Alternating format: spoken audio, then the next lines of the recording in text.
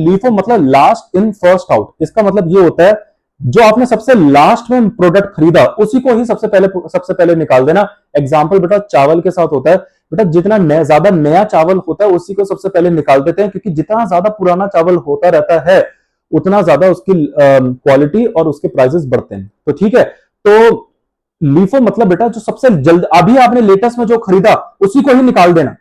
और पुराना वाला बचा के रख रहे हो। आपने कहा नहीं नहीं भाई, इसको जो पुराना वाला निकाल के रखा है ना गोदाम से उसको मत निकालियो, अभी जो लेटेस्ट खरीदा ना वो निकालते कस्टमर को। इसे कहते हैं लीफो मेथड। ये अपने इंडियंस में बेटा, और अपना इंडियन कंपनीज की बात कर रहा हूं, as acceptable inventory valuation method, और आईएफआरएस में अलाउड नहीं है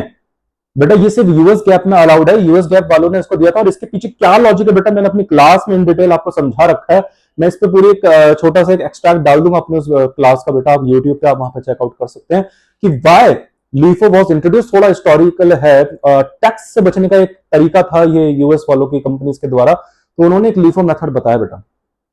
ठीक है बेटा, तो लीफो, इससे क्या होता है बेटा, लीफो अब आप क्योंकि बेटा लेटेस्ट अभी जो आपने माल अभी खरीदा था उसी को निकाल रहे हो, तो इससे क्या होगा कि cost of good sold increase हो जाएगी, और बेटा cost of good sold increase हो जाएगी तो आपको पता है प्रॉफिट्स कम हो जाएंगे। देखो जब आप अभी लेटेस्ट माल सबसे पहले निकाल रहे हो, मतलब आपने अभी जो माल खरीदा था उसी को निकाल रहे हो, मतलब जो आपने अभी माल खरीदा था वो तो आज के डेट से खरीदा होगा, आज के रेट से, और आज का रेट अभी तो इन्फ्लेशन ऊपर है, तो आज के रेट से खरीदा तो आज का प्राइस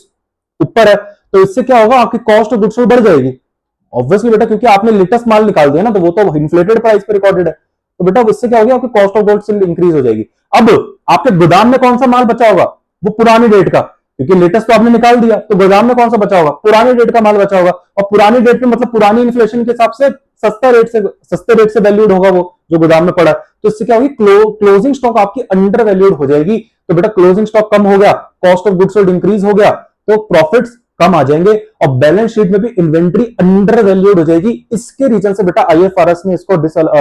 अलाउ नहीं करा, उन्होंने कहा इससे बैलेंस शीट वो अंडर वैल्यूड हो जाएगी, और आपकी फाइनेंशियल पोजीशन अच्छी तरह नहीं दिखाएगी, शेयर होल्डर्स को अच्छी तरह पोर्ट्रे नहीं करेगी। हालांकि बेटा लीफो रिजर्व करके कंसेप्ट होता है जिसमें एक शेयर होल्डर आराम से, या कोई भी एनालिसिस्ट अगर किसी फर्म को कंपेयर करना चाहता है किसी फीफो फर्म से, एक लीफो फर्म को फीफो फर्म से कंपेयर करना चाहता है, तो लीफो रिजर्व वहां पे काम आता है कंपैरिजन के लिए। हालांकि बेटा हमारे सीए ने यूएसए में इसका कोई कंसेप्ट नहीं है, लेकिन मैंने आपको एक इन डिटेल अपनी क्लास में समझा रखा है कि ऐसे काम करता है एज अ बोनस। तो आई होप आपको ये चीज समझ में